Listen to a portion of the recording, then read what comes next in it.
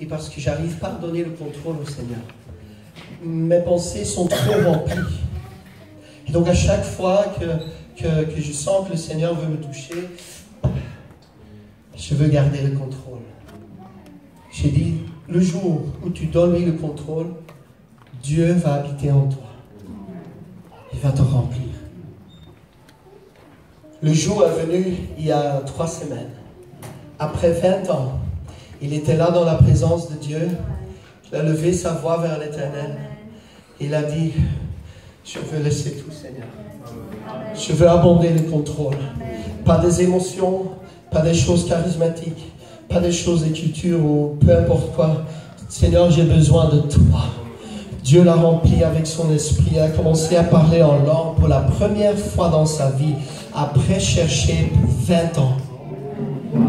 Si vous êtes ici ce matin, Dieu vous n'a jamais rempli avec son esprit, ce n'est pas une honte. Amen. Il n'y a rien de mal avec vous. Il faut juste lui donner le contrôle et dire, Seigneur, j'ai besoin de cette aide. Parce que quelle autre chose merveilleuse que Dieu qui habite en nous pour faire son travail dans ce monde. Il veut nous aider et il va nous aider. Parce que c'est un Dieu qui nous aime. Amen. Il envoie des anges vers nous. J'aimerais lire ce passage. Je vais essayer de conclure. En Psaume 91, verset 7. Psaume 91, verset 7.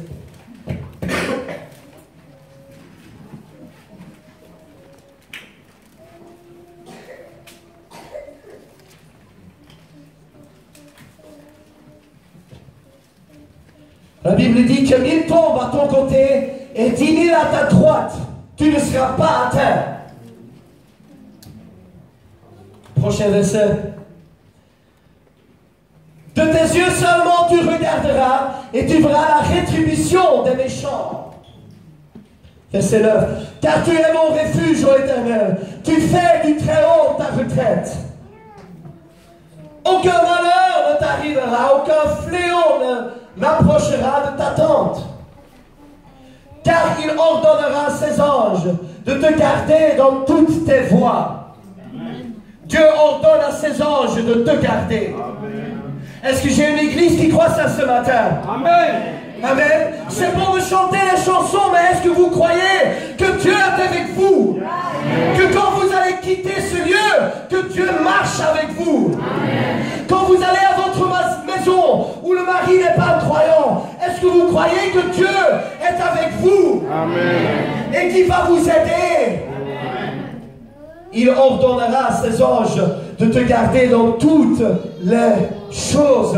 Amen. C'est une promesse qu'on a dans notre vie, que Dieu nous guide et que Dieu nous couvre. Psaume 23, verset 6. Psaume 23, verset 6.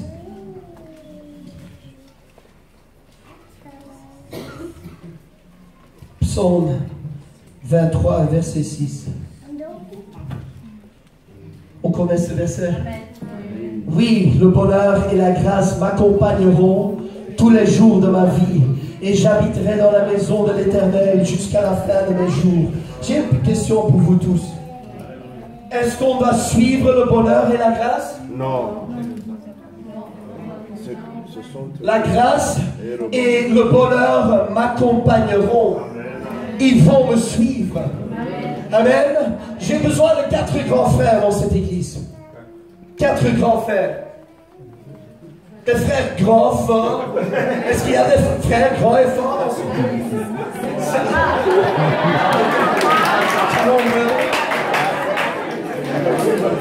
Grand et fort. Voilà, un homme grand et fort.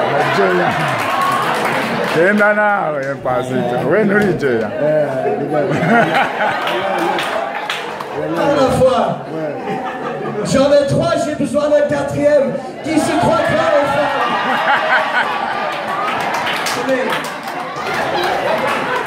On prend 5.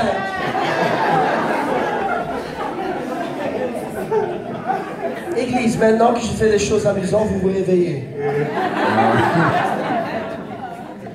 faut répondre à la parole. Et pas ce que vous voyez avec vos yeux. Ça vous changera la vie. Amen.